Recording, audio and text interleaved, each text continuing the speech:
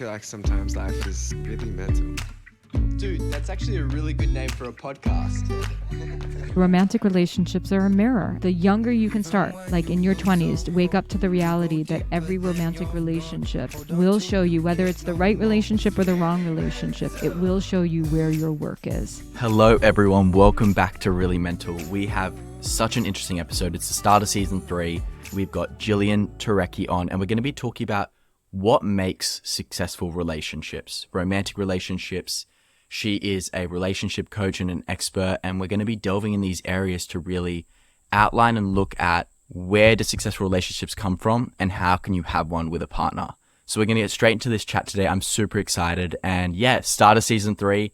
Looking forward to amazing episodes. So if you enjoy this episode, share it with a friend and follow us at Really Mental Media. And let's get into the episode. So Jillian, welcome. For those who don't know a little bit about yourself, could you tell us what you do, who you are, and just describe yourself in 3 words as well? Oh, God. Well, I'm a relationship coach, teacher, writer, podcast host. That's more than 3 words. But yeah, so I teach people how to transform their relationships with themselves so that they can actually have much healthier and fulfilling romantic relationships. And how did you get into that?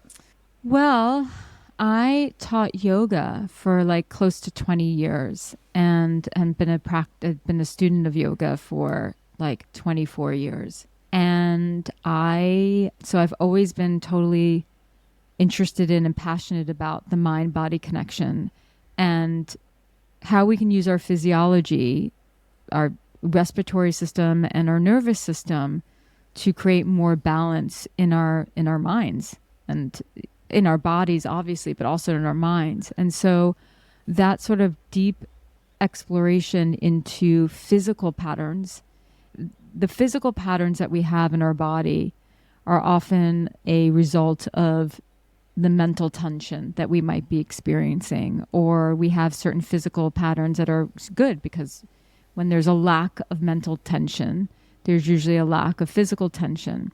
But if you can release the physical tension first, you can also release the mental tension. So that's sort of been my exploration for many, many years. And then I went through a divorce, and I was like, what the hell? Why did this relationship not work out? It was a really, really tough time. And everything was falling apart in my life. My mom had been diagnosed with terminal cancer and given just a couple months to live. And then my marriage was falling apart and then ended very abruptly. And so I just entered a dark night of the soul. And part of my recovery, I just became obsessed with this idea of what makes a relationship, specifically a romantic relationship, work and thrive. Like, what is it? You know, why do some people meet their one and only at 18 and there are others who are like in their 50s who are still struggling? Like, what is it? And I became obsessed with that. And I also, at the same time that I was obsessed with that question, I had to figure out a way to survive because it was a very traumatic time in my life. And so I had to figure out how I was gonna claw my way out of hell. And I did that through the help of certain mentors and through a little bit of therapy, but definitely coaching. And then I discovered, much like when I first started practicing yoga, I was completely obsessed and then felt a calling to teach it. And then as I was learning how to overcome my pain and learning more about relationships and psychology, I felt compelled to teach it.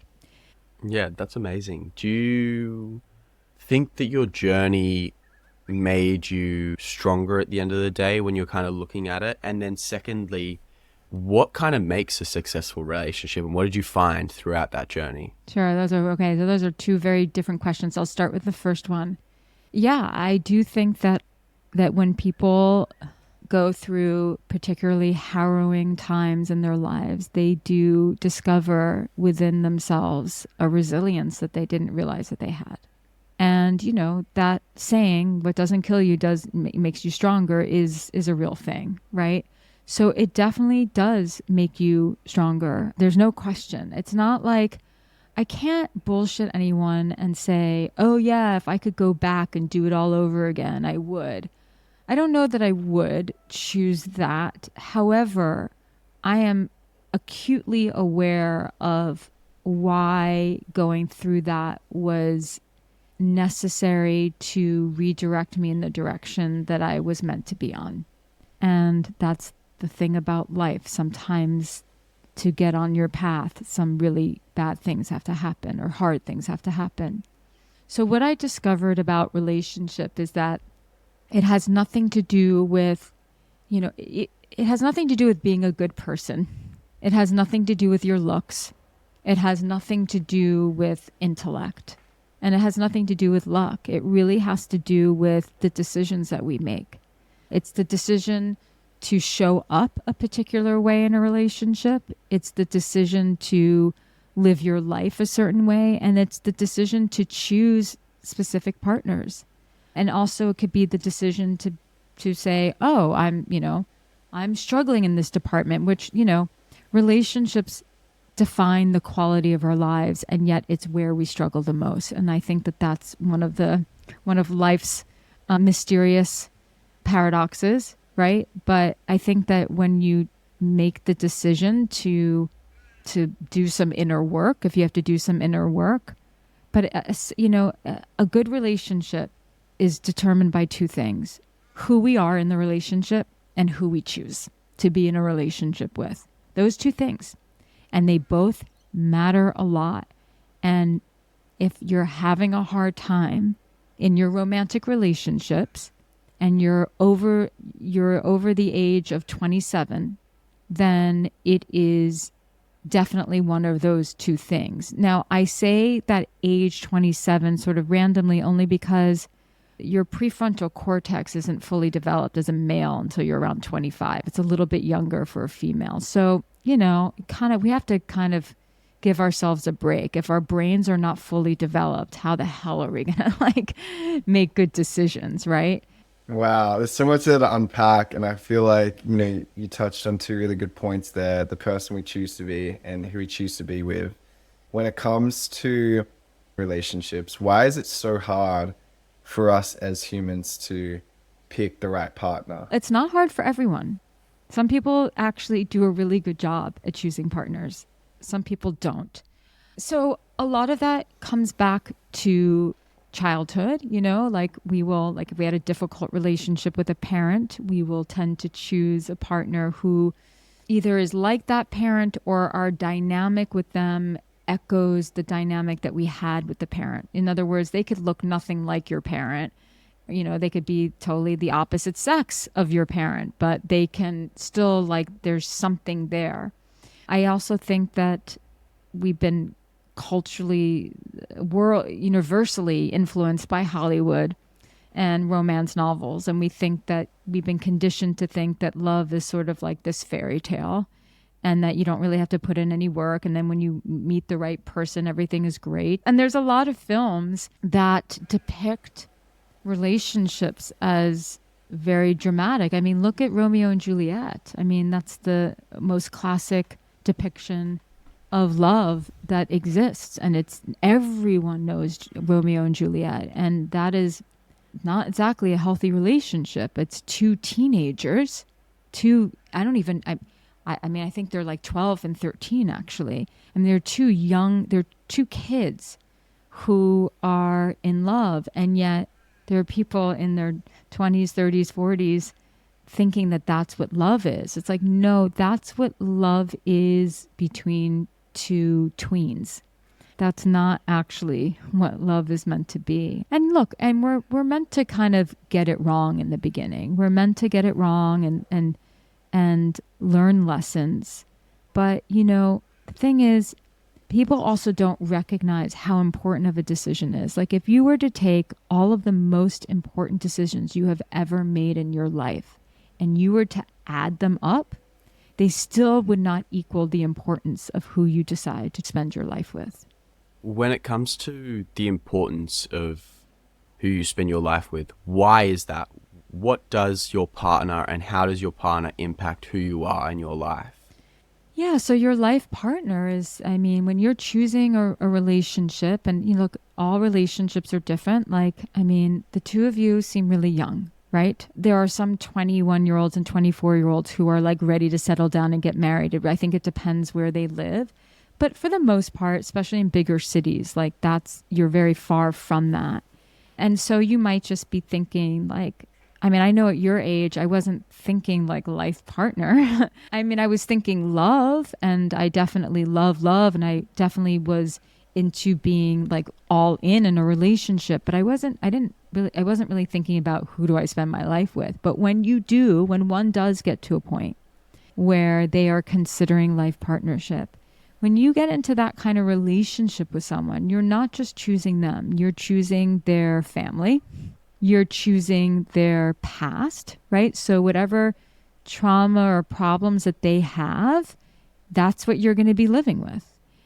And no one's perfect. No one is perfect. Everyone has their stuff. But it's like, does that match yours?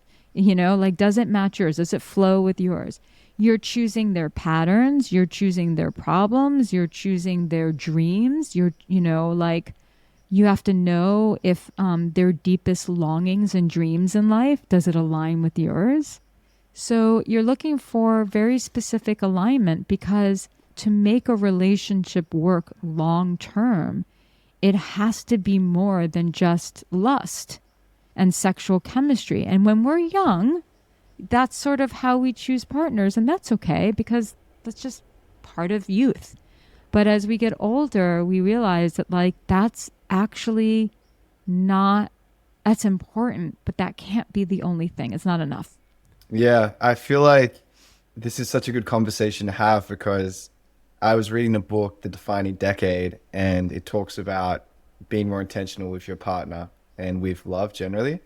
And I'd say that's not really a conversation that a lot of young people have necessarily, about being intentional about that. Yeah. To your point about the movies and stuff, it seems like it's something that should just happen naturally and you shouldn't force it. But where else in our lives do we take that philosophy? Some people, maybe it's everywhere, but I definitely like try and be intentional with every other part of my life. So it's like interesting to hear you talk about it, because it just validates the fact that that is like an intentional process you have to go through. What do you feel like are some of the mistakes that people fall into in their 20s when they're like trying to find the right partner? There's this saying, I don't know, but there's a lot of people think that like the 20s are like where you come of age, right? And I actually think it's your 30s where a person really comes of age. I think that your 20s is when you're still sort of developing a sense of like self and where you want to be in the world. And then your 30s, you're figuring that out a little bit more. And then your 40s, it's just like things get just like a little bit, you're still figuring things out, but you have a stronger sense of who you are. I think that make the mistake of, again, choosing people just based on chemistry and then the big lie is, like to your point, Will, is like, like relationships, it should be easy. And there's some truth to that. It certainly shouldn't be so hard that you can't sleep at night, but it does take intention, and it does take a lot of communication, and it does take a lot of listening. Like, you have to learn skills, and we're learning skills indirectly from our parents, but if they're not great role models that way, God bless them, but we have to take it upon ourselves to learn better ways. I think that a lot of people in their 20s are too careless, so they are sleeping around maybe without protection, or they're sleeping around because they think like this is more for women. And heterosexual women, they think, well, he'll like me more if I sleep with him. And then when actually that's actually not the case. He'll like you more if you respect yourself and that you have certain boundaries. And he might like you more in that moment, but that doesn't mean he's going to like you more that next morning. How do you think sex and casual interactions with people, because it's very common in our age group, impacts someone's mind and impacts the way they view relationships in the future? I think it can be really detrimental. I mean, the thing is, what I want to empower people to do at any age, but specifically people in their 20s, just because this is where you see it the least, it's like, have a conversation about expectations before you make your relationship sexual. You can be totally sex positive and you can do whatever the hell you want with your body as long as it's consensual. But the truth is, sex does complicate feelings, and sex does complicate things. And yes, it may complicate feelings more for women than it does for men. You're not immune from that. Like, it's going to complicate things for you too, whether you know it or not, especially if you actually really like someone. It's just important to have conversations like, hey, okay, so we're about to do this. What does that mean? Like, what is your expectation from this? Like, what are we in a relationship now because we're doing this? Like, do we want something casual? Like what does this mean? Does this mean is there an expectation now that we're going to talk every day? What do you need from me now that we're going to do this? Yeah, I feel like that goes along a similar line too of like setting boundaries around things. It's funny because like I feel like what I've been learning is like those conversations, even though in your head it can seem like, you know, scary in this type of context, it's like so important, because otherwise you get left with this like anxiety of potentially being on, you know, the wrong page. And that's like adds even more stress to your life. So it's just like one of those things where it's just, you have to do, you know, that. And it's awkward and it's uncomfortable, but I think that better to be awkward and uncomfortable and feel like vulnerable than, like you said, to like then be anxious. And then, because it sucks. You feel like your whole system has been hijacked when like you don't have the right conversations. I think it brings also a sense of like transparency to a relationship or to an interaction with someone where you feel like you're not going to be toying with their feelings as well.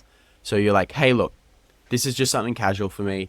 This is what it is. And you're being upfront about that. This is the expectations on that. Or this is something really serious for me.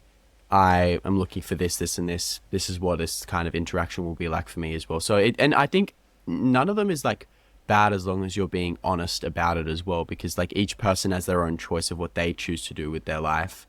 But as long as you're treating people equally and you're treating people with consensual interactions and also respectful interactions, that's the most important thing. Like young women your age, a lot of them will say, yeah, I'm cool with this being casual, but deep down, you know what they're really hoping for. Yeah. They're really hoping you're going to be their boyfriend. And so it's like, you know, it's a fine line. At what point it's like, where do we draw the line, or where do you draw the line as a young man to like say, okay, well, I'm being honest with her, so I'm in the clear, versus I get the sense that she really wants more. And even though she's telling me what I want to hear, I know deep down that that's actually like not right. And so I don't know, like that's really a call that you have to make about, is it going to like, what's going to be more important to you? Like getting laid in that moment, or kind of or just addressing it with integrity, you know? And in that moment, it's going to be really hard to turn it down. But, you know, I think that what you can do is like, if it's an ongoing thing where you're sleeping together and you know that she wants more and you don't, then I think at some point you kind of have to, if you really want to be a man of integrity, is to just say, you know, I think you're great, but I'm not feeling this enough for this to be an actual relationship. And as much as I would like to continue sleeping with you, it's not fair. It's not right. That's so true, because sometimes you set a boundary and like people will say they respect it, but then it's like the deeper intentions behind it can be different. You're just saying this is kind of like my deal, you know. It's not like, it's not about boundary or respect. It's not like they're disrespecting a boundary. They're just hoping that they'll be chosen and it'll change, you know. And yeah. Do you think that men and women or people's interactions with relationships have changed over generations, for example, right? What my experience with dating has always been so far at my age, which with women aged, let's say 20 to 25, 26, the common denominator has always been like, I need to find myself, figure out who I am. I'm not ready for a relationship. I don't want something serious. They're saying that to them. Yeah, no, and saying that to me and generally the men that I know in my world that are my age that are really struggling actually to find sustainable relationships, because the one common issue has been girls don't want to commit. And it's been very interesting to like identify, because when I go to my friends who are maybe 30, 32, it's like a flip where it's like the guys really struggled to commit. The girls really wanted relationships. It was always the guys. And there was this kind of opposite. Have you found that in your own work? Women are two things. I think that they're having children, they're wanting to start families later in life because they want to also build a career. And so that is distinctly different from generations like, older generations, where women starting at 20 were like, I want to get married and have a family. And now it's like, it's the women who are more in their early 30s who are like, I want to get married and have a family. And I think that men tend to, in their early 30s, be more in like a building stage, and they're like figuring out purpose and whatnot. And so it's very, very, very interesting. I think that, again, it's women now wanting to develop identity outside of the family, outside of being a mom, outside of being a wife. What do you think are the positives and negatives of that, like towards relationships and like the interactions between men and women when it comes to relationships? I don't think, and this is sort of radical, I guess. I don't think people in their early 20s should be settling down. I think that's a time where you should be exploring life. And of course, there are people who met the love of their lives in their 20s and they're still married and it's great. So I can't say it's for everyone. But I will say that for people who spend the most of their 20s in a serious relationship, they miss out on a lot. Because, the 20s are kind of like when you can really, like, you're still at the 20s, especially like where you guys are, like you can still have fun and like you have an excuse to not be responsible yet. And I know that the two of you are kind of different because you're building this brand and you're being responsible. And so I know that you guys are kind of like the unicorns, but you still have a pass to kind of be an idiot because of your age. You really do. I think that people should really start thinking about getting serious if they want a family, like more in their later 20s, to be honest.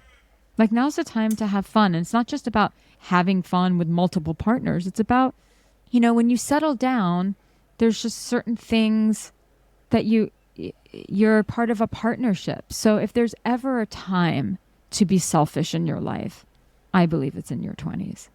Love that term as well. How do you make the most of your 20s? What advice would you give? Yeah, I think travel if you can. I think it's about follow certain dreams, like figure out what you really enjoy doing. Try to just have experiences that are meaningful to you. I think that it's about, now is the time to sort of experiment and to figure out who you are. And like no one really is like, it's not a good look to be a 35-year-old who has no idea who they are. But like, it's totally okay to be 25 and not know who you are. And so now's the time to kind of explore that and to have different experiences, like have some fun. How does someone work on like putting themselves first more often? Yeah. So let me rephrase that. It is not a good thing to be a selfish person.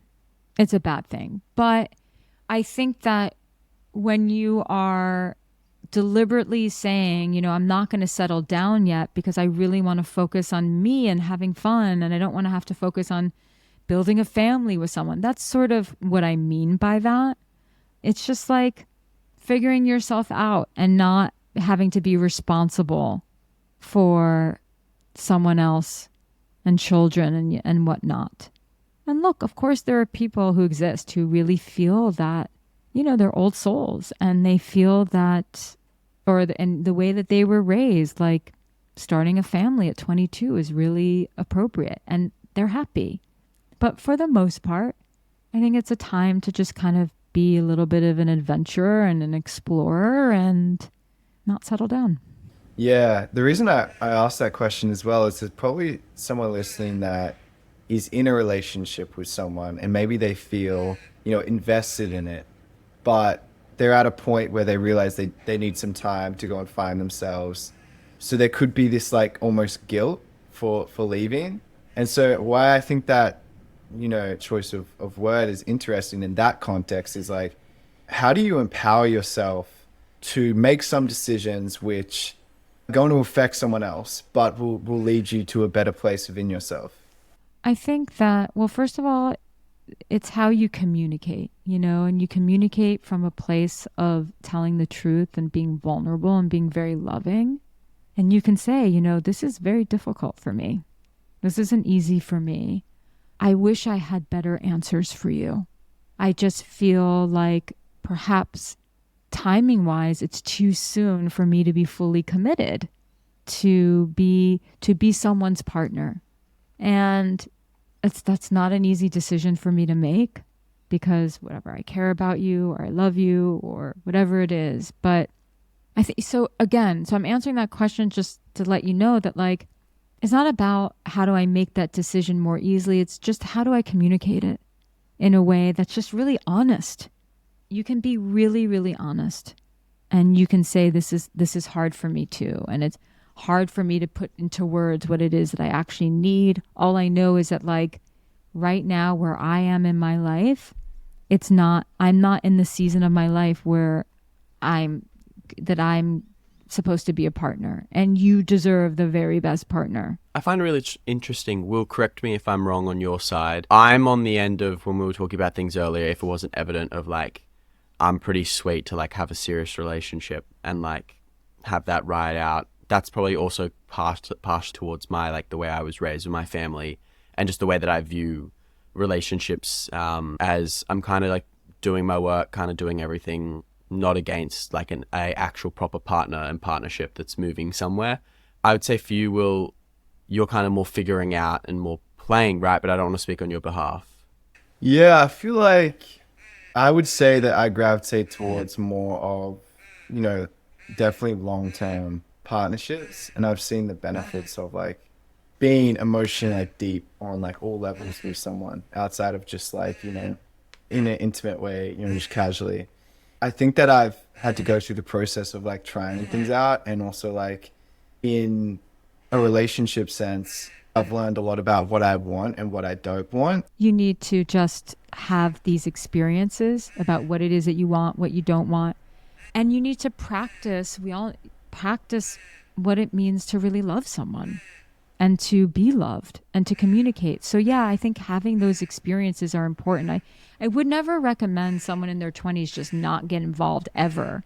I think that'll also stunt your growth too. I just don't want people in their early 20s in particular to put the pressure on themselves that like they have to settle down with this one person forever.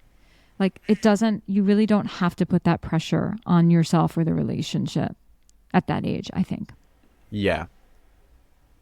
The interesting thing for relationships has been like, it's made me try and process a lot of my own baggage even more and to a better degree, especially over this past year, so that I can do all of those things that we've spoken about throughout this chat, like choose the right partner that's can be compatible and show up in the right way. But I almost feel like it's all had to like come as well from internal work to actually see those results. And relationships, particularly romantic relationships, are a mirror and they do reflect back to us where our work lies, you know? And I think that so many people start like they wake up to that reality at like 40 And so if the younger you can start, like in your 20s, to wake up to the reality that every romantic relationship is a mirror, and it will show you whether it's the right relationship or the wrong relationship, it will show you where your work is. And so when you're triggered, when you start acting like, a 16-year-old or a 14-year-old or a 3-year-old in your relationship, like it's all an opportunity for you to look inward and be like, okay, this is my stuff. What is it that I'm struggling with? And I think that it's a remarkable thing when people as young as the two of you are actually starting to wake up to the fact that we are responsible. We are responsible. And the relationship that we have with ourselves is really important to the relationship that we have with others. And that when we're not getting along with a significant other, we are partially to blame for that. And we need to figure out what it is that we're doing that's creating dysfunction in our relationship. How successful are relationships nowadays, basically? I mean, well, there's still a very high divorce rate, at least in this country. I think you have to define what a successful relationship is. So a lot of people, the old model is it's a successful relationship if it lasts. But I think that people are starting to recognize that a successful because people can stay together for 50 years and still be miserable. Is that a successful relationship? People can be in a relationship for 6 months and it ends because whatever, the timing is off, or they're, going their separate ways, but it was a really great connection. That's successful. So I think it's really defining first what a successful relationship is. But I would say a successful relationship is one, if we're thinking long-term relationships, is where people are happier than they are unhappy. They might go through seasons together that are difficult. Life can be hard. If you're with someone for the long term, you're going to likely go through some hard things. There could be illness, death, loss of job. I mean, life does throw curveballs. And I think a successful relationship is when two people can manage to stay emotionally connected with one another through the vicissitudes of life. That is so good. I love that. Yeah. It's not easy. Yeah. Not easy. It definitely, it makes things a lot more simpler in easy to digest way. Yeah. Obviously relationships are complex, but everything you're saying, I think brings a bit more clarity to this journey of love, which I think is, as you were saying, one of the most important decisions that you make and affects your life the most out of anything. I think for me personally, I have really bad relationship anxiety. I've been in 2 long-term relationships in the years, but haven't worked out. Evidently, I'm single now. I think the thing I find hard as a 21-year-old when dating is dating apps, 1, and 2, also picking the best partner and the lack of commitment from people my generation when it comes to serious relationships. I'm not denying that there is a cultural shift in dating, and that these younger women who once, 10, 15, 20 years ago were dying to get married are now acting like it's like role reversal. They're kind of acting like the dude who's not ready to settle down. I do think that overall, sometimes it's the person who we're most attracted to is the person who's also consistently emotionally available. And so my advice is sometimes you got to go for a different type. You got to go for the person who doesn't make you feel completely out of your mind attracted. Now you have to be attracted, but sometimes you have to give the girl a chance who's more in alignment with what you want out of life, even if she doesn't look or fit the part exactly. That makes sense. But is it okay to not be with someone that you're not fully attracted to then? No, you have to be fully you have to be sexually, if you want to have sex with someone, you have to be sexually attracted to them. But there's a difference between that and the person who you're oh my God, I'm so attracted to them. I can't stop thinking about them. Somehow they are your quintessential, perfect, archetypical woman or guy that you've always wanted. sometimes it can be the one where you're like, oh yeah, there's something about her. She's interesting. She's not exactly my type, but the more I get to know her, the more like I'm enamored by her or something like that. And so, it might just be that you're going for these kind of girls who are just like not really the best for you. Yeah, that makes sense. And so that would be my overall advice for people. It's like I always say, outside your type. If you're having bad luck or you're not having a lot of luck in dating, expand, like be a little bit more open-minded. Yeah, that makes sense. I feel like, and I always go back to, for me at least, and I feel like a lot of people would go back to, maybe it's also me a little bit. Like I know I'm not an easy person to date. How more come? to the nature of like the nature of my work and the nature of my personality, I would say. And I guess nowadays with dating, to kind of wrap us up as well, I know we only got a few minutes. When it comes to dating apps and dating online nowadays, I think that's like massive in my generation. Everyone dates online. No one really meets in person now. How does that influence relationships and the way people view intimacy? I think it can be really bad, especially for younger generations. It's just like, it's like you're addicted to your phone, you're addicted to the external validation. And I think that though, you can decide to date the old fashioned way. You can decide to meet someone at your local coffee shop. You have to just make the decision, I'm dating with intention. And that means that I'm going to get clear about what my values are. And you've already shared some of your values. Like you are a relationship guy. Like even though you're young, you're someone who wants to start building. You want to grow together and you want to do that together. You already discovered that like, you have certain interests and it would be nice if they had some similar interests too. But, it would be nice if she can actually go along with you to some of these parties, but like she cares enough to want to be your plus one. And you're inviting her to be the plus one. And the thing is, sometimes it takes time to meet that person. That's just the name of the game. It takes time sometimes. And it does take time to really get to know someone.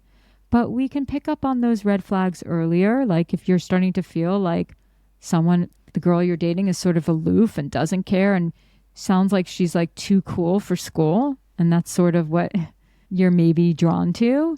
You need to go for the one who's like deep and caring and grounded and, will go with you to those parties, but also like she's going to support you. Yeah. To wrap us up, what advice would you give people in their 20s and young people on dating? Start having the hard conversations now. Start learning to be a communicator, telling the truth, asserting yourself. This doesn't apply to everyone, but for those that this applies to, stop sleeping with someone thinking that that's what's going to get them to like you. Like figure out what your boundaries are there. Have the hard conversations. Talk about what it is that you want. Start talking about values. Start now. Figure out like what's really most important to you. Amazing. Well, thank you so much for your time and being so open and honest with us. And working with us on this is a really interesting chat. I think a lot of people will get a lot of knowledge and understanding from it. Yeah, I hope so. Thank you so much for having me.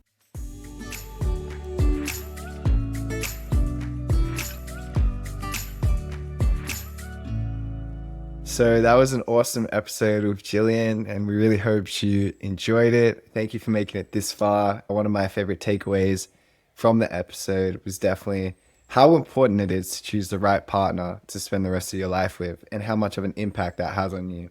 And yeah, there were some interesting things there about just reminding yourself of what is going into your choice of this person that you're with. What do you like about them? What do you maybe not like as much? And just having that self-awareness to always check in on the relationship, I think is a really healthy thing to do. And yeah, just remember that even though it feels like in your 20s, you can sort of take your time to find things, being intentional about pretty much everything in your life, especially in our 20s, is really important because these are decisions that are going to set up our life and what it's going to look like for decades to come. If you enjoyed this episode, please consider sharing it to a friend, rating it 5 stars, and follow us at Really Mental Media. And yeah, we'll see you next week on Sunday, 10 a.m. PDT for another episode of Really Mental. Excited to be started with season 3.